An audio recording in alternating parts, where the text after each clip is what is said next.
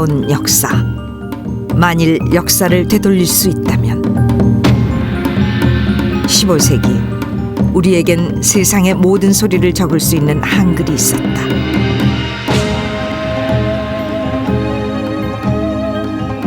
세계 최초로 발명한 금속 활자 인쇄술도 있었다. 그러나 그 영광은 우리 것이 아니었다. 21세기 빛의 속도만큼 빠르게 발전하는 지금 우리가 할 일은 무엇인가?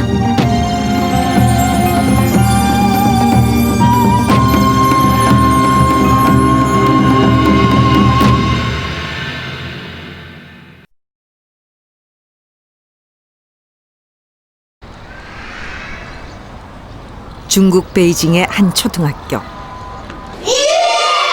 수업이 한창인 1학년 교실을 찾았다.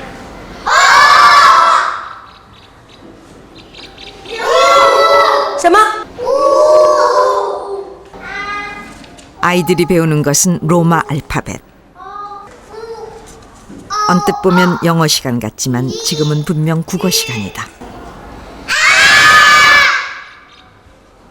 好，今天我们学习的是语文课，学习的知识呢是汉语拼音。为什么要学习汉语拼音呢？是因为汉语拼音是学习汉语的一种工具性知识。学好汉语拼音，孩子以后就能自己认识很多的汉字。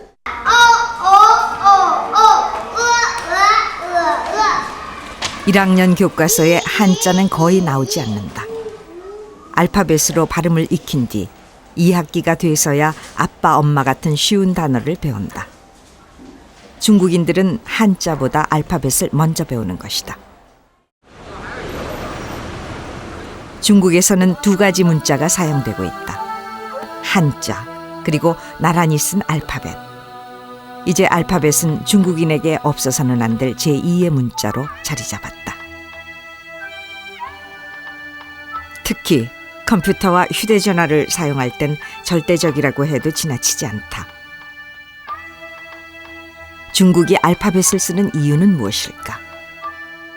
中国的汉字啊，难认、难写啊，难记。难认，因为它这个一个字一个样子啊，笔画很多，所以他们就提出来要这个改革汉字啊。 1949년 중국 정부가 성립되면서 가장 역점을 둔 사업은 한자 개혁 운동이었다. 중국이 발전하는데 한자가 걸림돌이라는 것이다. 중국의 대문어인 루시는 한자가 망하지 않으면 중국은 반드시 망할 것이라며 한자의 문제점을 경고했다. 중국 정부는 문자개혁위원회를 만드는 등 한자를 극복하기 위해 수많은 논의를 거쳤다. 그 결과 한자를 간략하게 쓰는 간체자와 알파벳을 같이 쓰기로 결정했다. 중국이 문자개혁을 추진하면서 본보기로 삼은 나라는 바로 조선이었다. 解放以后呢，这个扫盲运动特别快，成效快，特别是朝鲜呢，刚解放以后啊，就是1-2年内，这个把文盲都基本上扫清。 所以他们的成果是当时几个社会主义国家里头呢，走在前面，做一个典型。所以，这个国家领导呢也重视。那朝鲜为什么扫盲运动这么快？ 중국 정부가 문자를 개혁하는 과정에서 한글을 참고했다는 것은 여러 문헌에서 확인할 수 있다. 당시 중국의 총리였던 조우 언라이는 그의 연설문에서 중국도 조선처럼 문자 개혁을 서둘러야 한다고 강조했다. 학자인 코모루어는 조선 문자를 예로 들며 중국도 표 문자를 도입해야 문맹을 되찾을 수 있다고 주장했다. 또한 속성으로 한글을 깨친 길림성 조선족들을 소개하는 등 조선 문자를 예의주시했다. 특히 중국 화폐에 실린 4명의 지도자 가운데 한 명인 류샤오치 주석은 한글에 남다른 관심을 보였다. 그는 어문 연구자들에게 직접 편지를 보냈다.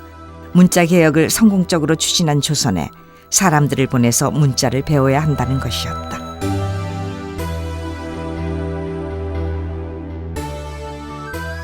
세계의 중심에 중국이 있고 그들의 문화가 세계 최고라고 여겼던 자긍심 강한 중국인들. 그들이 변방의 작은 나라에서 쓰는 한글이란 문자에 그토록 관심을 갖게 된 이유는 무엇일까?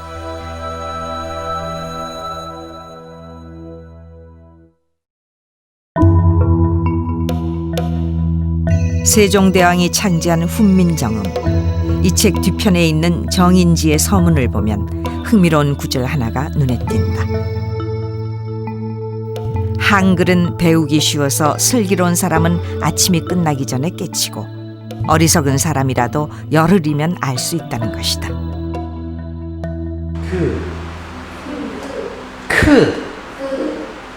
보, 한글을 아침나절에 깨친다는 것이 가능할까? 한글을 전혀 모르는 외국인 이주 여성들을 대상으로 간단한 실험을 해봤다. 과연 4시간 공부해서 한글을 읽고 쓸 수 있을까? 나무,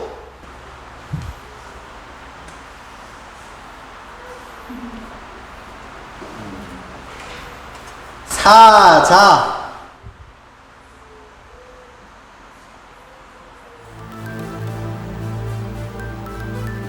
가마,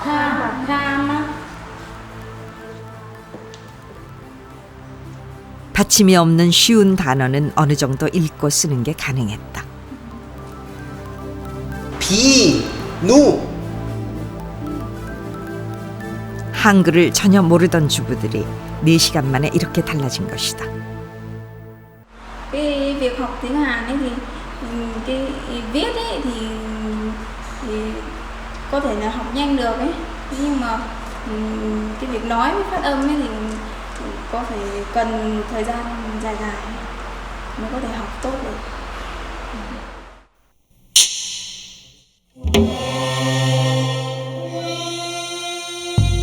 문자를 전혀 모르던 사람들도 아침나절이면은 모두 깨칠 수 있다는 한글.